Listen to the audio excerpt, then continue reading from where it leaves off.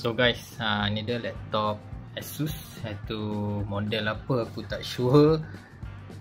So hari ni owner laptop ni dia ngadu laptop dia slow dari segi untuk OS lah buka. So aku akan tengok pengiraan dulu berapa dia punya lajuan dia untuk boot. Bermula daripada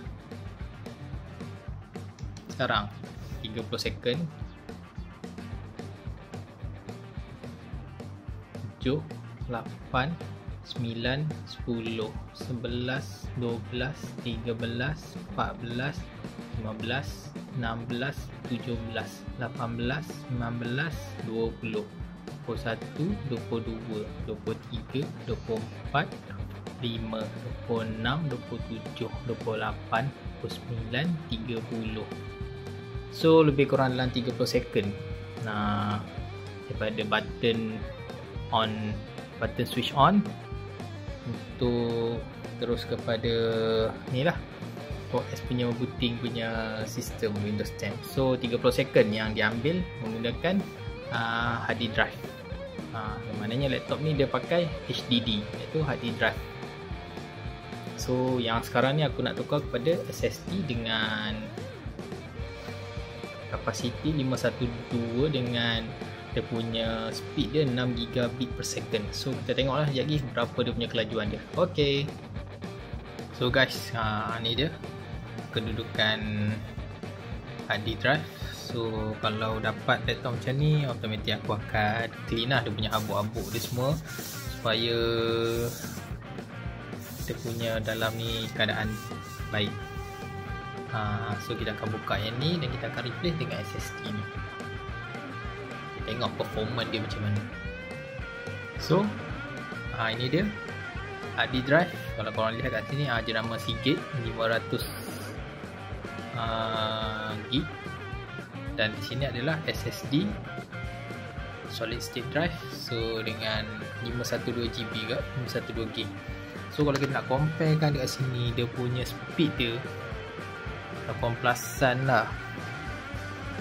Dah ada tulis kat sini dia punya speed dia berapa RPM, tapi kat sini dia tak ada tulis. Dia tak ada tulis dia punya speed. So memang tak ada tulis lah kat sini. Ada setengah hard disk dia memang tulis.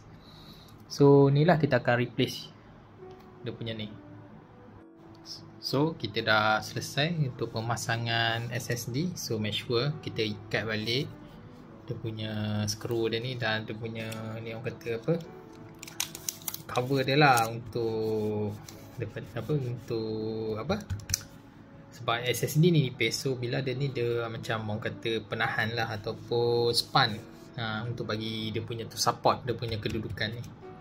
Okay, kita akan buat pemasangan balik dan seterusnya kita akan install Windows. So guys, kita dah pasang dah. So kita akan install Windows 10. So kena tunggu lebih kurang dalam 20 minit untuk proses install Windows 10. So untuk Windows kali ni aku just guna USB pen drive, memandangkan CD dah tak pakai dah.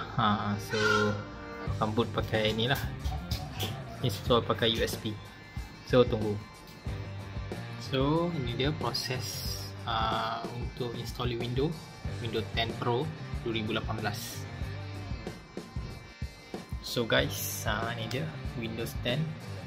So dah settle dah untuk install Windows. Korang lihat nampaknya macam okay lah, dia punya tu pun cepat. Okay, ni dia. So kita akan test berapa second dia akan on. Okay, so kalau korang lihat ni laptop ni dah shutdown. So aku akan turn off turn on. 10, 1, 2, 3, 4, 5, 6, 7, 8, 9, 10, 11, 12, 13, 14, 15, 16, 17, 18. So guys, dalam tempoh 17 saat dia dah dah on, berbanding yang tadi hard disk tadi lebih kurang dalam 30 second. Ni dalam 17 saat dia dah pop up window. So better lah nampaknya SSD ni daripada hard disk. So ni dia.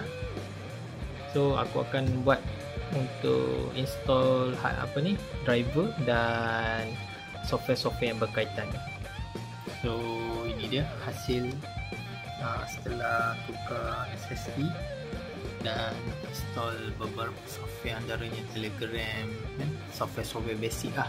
So far ok lah, performance yang agak menarik. So owner lepas ni dia tak pening lah bila nak start, bila switch on dia jadi macam lambat, macam punya tu macam slow lah.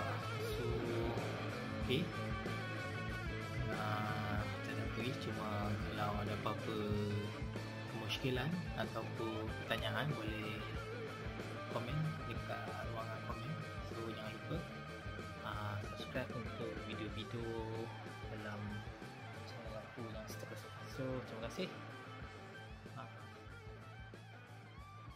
dan salam sejahtera.